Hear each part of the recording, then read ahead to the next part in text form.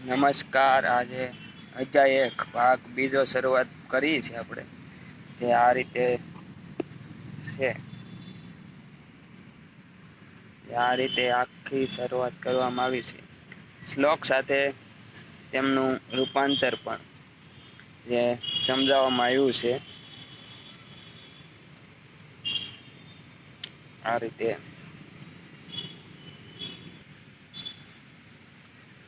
આ રીતે જે પહેલા શ્લોક પછી આખું રૂપાંતર પણ સમજાવવામાં આવ્યું છે.